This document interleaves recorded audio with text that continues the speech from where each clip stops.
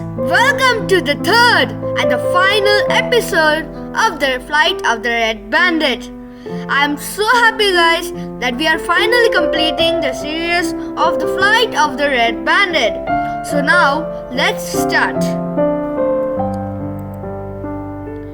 So previously we finished our line at I plummeted into the river, and the weight of the enormous star strapped to my back sent me straight to the bottom like a stone. So here we finished like a stone. So now let's continue. I'm not sure how I did it, but I managed to swim to the surface. I gasped for air as the strong current tossed me up and down. I sunk again and my mouth filled with water. I was sure my lungs would burst. Pawing with all my might, I reached the surface once more. The swift-moving current took me downriver with incredible speed. The current dragged me close to a shore as I floated under a tree branch extending over the water. I felt a paw pluck me by the neck and hauled me out of the river. A gentle voice whispered, "Don't give up." And then I fainted. When I came to, I saw two pairs of dark little eyes, as ripe as berries. I started staring at me curiously. Then two shrill little voices yelled, "Grandpop, he's awake!" An elderly rodent with silver fur, a cowboy hat, and a red bandana around his neck came closer and smiled at me. That's when I recognized him. It was the same rodent who fished me out of the river. The same one I had been seen riding a horse in the valley. It was the Red Bandit. His eyes twinkled with amusement under the brim of his cowboy hat. "Welcome to my home, Geronimo," he said. Stunned, I opened my eyes wide and said, "How did you know who I am?" "Welcome, Geronimo, squeak, hello." So this is Cody and that's Bonnie. "Did grandfather tell you I was coming?" He shook his head. "Nope, he couldn't have. I don't have a phone or electricity." So this is Grandfather William, Aunt Sweetfur, Geronimo, and that's Thea. He took a faded photo from his pocket and showed it to me. "Your grandfather sent me this photo years ago. He said I recognize you right off. You haven't changed much."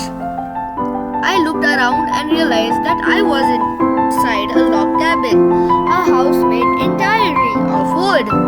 I was tucked inside a cozy bed and wrapped in a quilt. The quilt looked handmade out of colorful fabric squares. In the room, there was also a nightstand, a rug, a wooden table, a stool, a rocking chair, so you can see some small baskets, and a fireplace brightened by a warm, crackling fire. Through a small window, I could see a slice of sky studded with stars. I realized that this house was built with love and inhabited by happy rodents.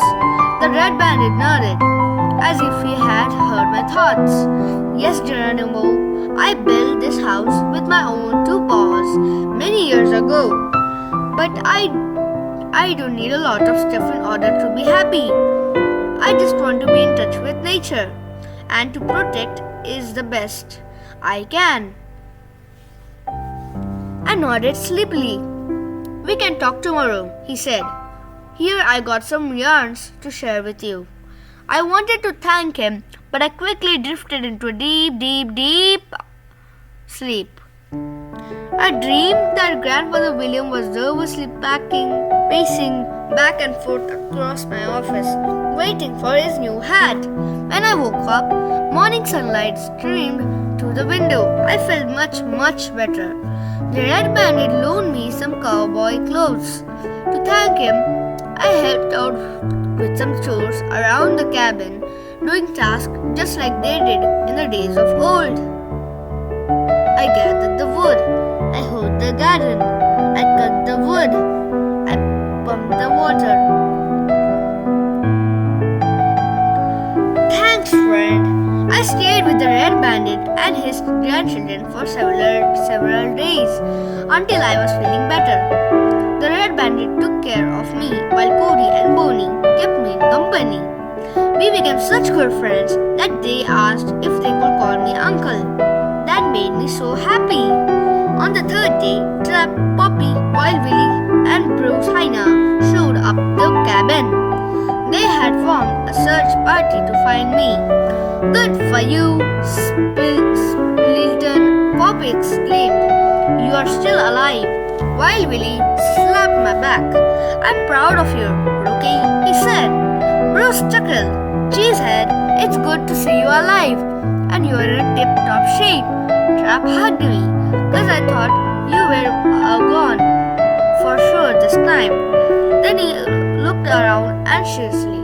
I have grandfather's hat safely here in the hat box. But where's the enormous jar? Hi, guys. Good job, Rookie. Cheesehead, he asked. Do you have it? Did it get broken in the river? I smacked the paw off my forehead. Cheese niblets, I had completely forgotten about grandfather's hat and the enormous jar of chocolate cheese delight. I started to sweat. I must have got smashed in the river. Grandfather would have my whiskers for sure. Trap's cell phone rang and he handed to me. It was Tia. Jer, I was worried sick about you. She said, are you alright? Did you find the red bandit and deliver the enormous jar of chocolate cheese delight in one piece? I had to tell her the truth, sort of. Well, I didn't find the red bandit. He found me. He fished me out of the river. As for the jar, tell grandfather everything's okay. I hope. I'll give the jar to the red bandit. I'll give the jar to the red bandit right away if I find it, so he can open it up. If it's not broken to bits, Tia asked. But luckily, the red bandit walked in, rolling the enormous jar. Is this what you're looking for, Geronimo? He asked. I fished it out of the river along with you. I pulled it in the stable to stay cool. Thank goodness, the enormous jar was safe. Red Bandit, this is the gift from my grandfather, I explained. He said to tell you.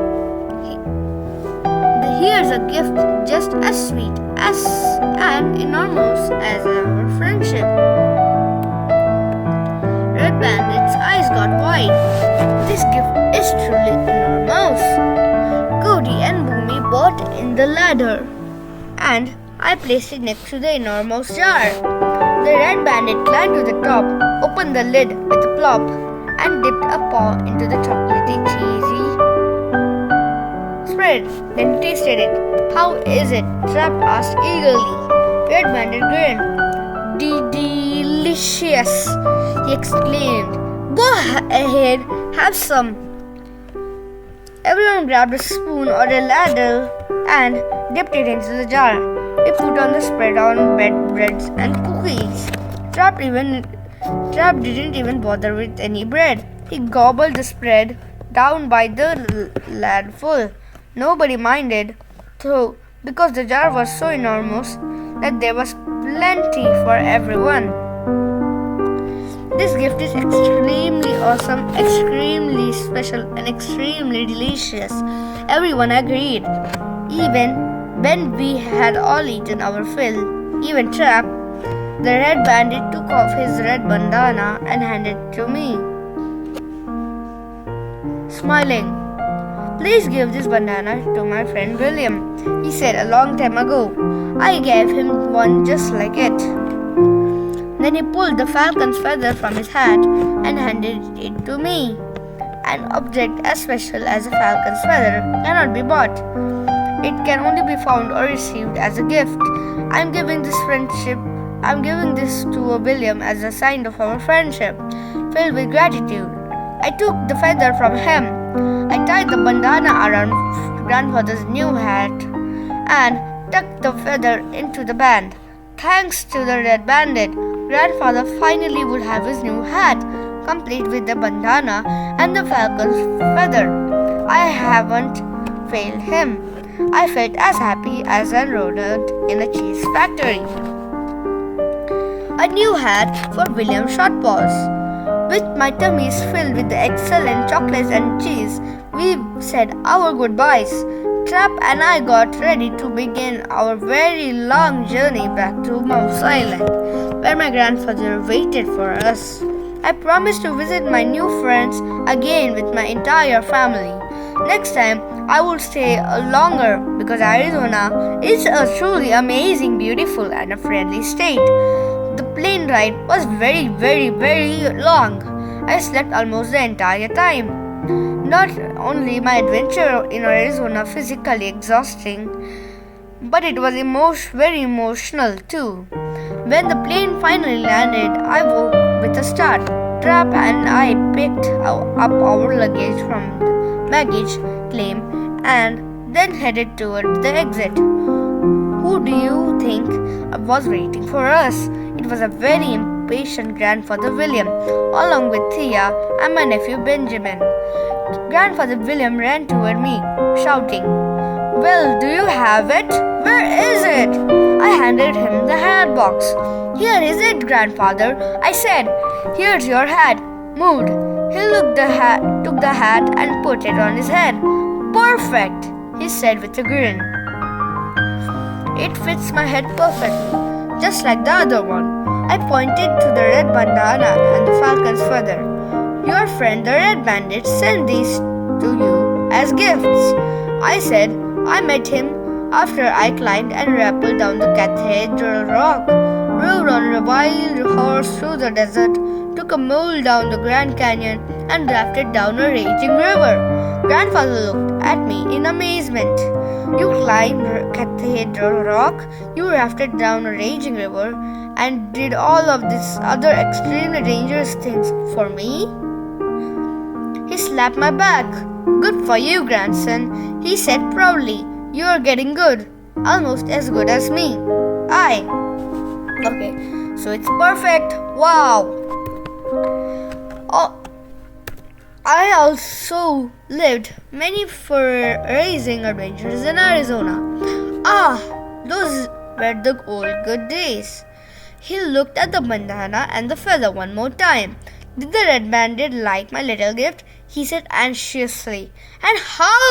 Trap yelled. And he had us all taste it.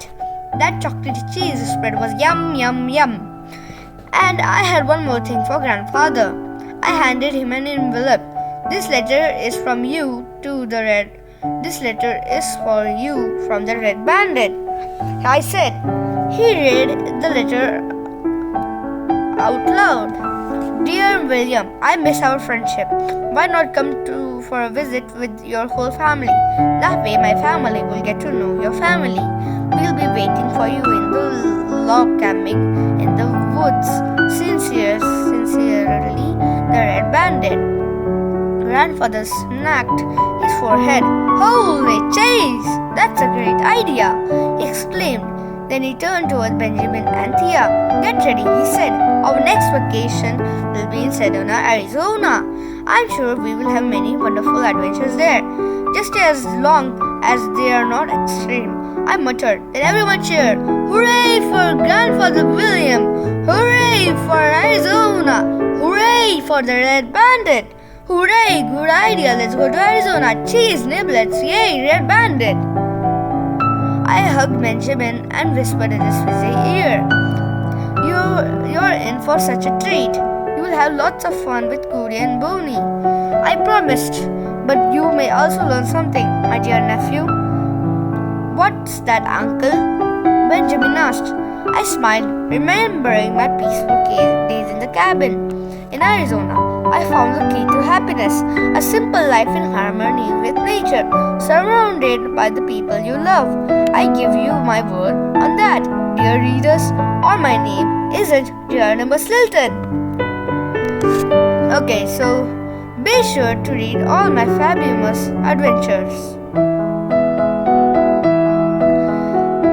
Lost Treasure of the Emerald Eye, The Curse of the Cheese Pyramid, Cat and Mouse in a Haunted House. I'm too fond of my fur. These are all the adventures you can read of the Geronimo Stilton. Be sure to read all my adventures in the Kingdom of Fantasy. Join me and my friends on a journey through time in this very special edition, Journey Through Time. So guys, our next book is Journey Through Time. And be sure to watch it. Don't miss this Thea Sisters adventures. Check out these very special editions featuring and the Thea Sisters. The Secret of the Fairies, The Journey to the Atlantis. Meet Geronimo Stilton. He's a space mouse. The Geronimo Stilton of a parallel universe. He's captain of the spaceship Mouse Star 1. While flying through the cosmos, he visits distant planets and meets crazy aliens. His adventures are out of this world. Meet Geronimo Stilton Nude. He's a cave mouse. Geronimo Stilton's ancient ancestor. He runs the stone newspaper in the prehistoric village of my old mouse city. From dealing with dinosaurs to dodging meteorites, his life in the Stone Age is full of adventures.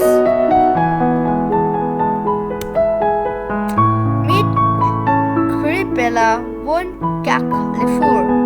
Geronimo Stilton. I have a lot of mouse friends, but none as spooky as my friend Cripella von Cacklefour. She is an enchanting and mysterious mouse with a pet named Bitewing. Yikes! I'm a real fraidy mouse, but even I think of Cripella and her family are awfully fascinating. I can't wait for you to read all about Cripella in this far-mousely funny and spectacularly spooky tales. The 13th Ghost. Meet me in the Harvard. Ghost Pirate Treasure. Return of the Vampire. Fright Night. Ride for Your Life. About the author. Born in New Mouse City, Mouse Island, Geronimo Stilton is Emeritus Emeritus of mouse-morphic literature and often non-returning comparative philosophy. For the past 20 years, he has been running the Rodents Gazette, New Mouse City, most widely read daily newspaper. Stilton was awarded the Ratzinger Prize for his scoops on the curse of the Chase Pyramid and the search for the sunken treasure. He also had received the Anderson 2000 Prize for Personality the Year. One of his bestsellers won the 2002 ebook award for World's Best Rattlings electronic book. His works have been published all over the globe. In this spare time, Mr. Stilton collects antique cheese, grinds and plays golf. But what he most enjoys is telling stories to his nephew Benjamin. So, this is the Rodents Gazette. So, 1 is the main entrance, 2 is the printing presses where the books and newspapers are printed. Then 3 is the accounts department, 4 is the editorial room where the editors, illustrators and designers work. 5. Geronimo Stilton's office. 6. Helicopter landing pad. This is the map of New Mouse City. This is the Mouse Island. Dear mouse friends, thanks for reading and farewell till the next book. It will be another whisker-licking good adventure. And that's a promise. Geronimo Stilton. Who is Geronimo Stilton? That's me. I run a newspaper, but my true passion is writing adventure stories. Here in New Mouse City, the capital of Mouse Island, my books are all bestsellers. My stories are funny, far mousely funny. They are whisker-licking good tales, and that's a promise. Flight of the Red Bandit. One hot summer afternoon, I was trying to write, but I couldn't get inspired. I needed a break. Who thought that I will be soon in Arizona, hanging from cliffs and whitewater rafting? Grandfather Short Paws had sent me on a hunt for his old friend, the Red Bandit. What a fabulous adventure! So, thank you guys for watching. This is the last and the final video of Flight of the Red Bandit. This is a very awesome series, and for more info, it appeals to 2nd to 4th graders, reading level grade 4. So, we will meet in our next video where I will be reading the book, okay, which I previously told in the video. So, bye bye. Thank you guys.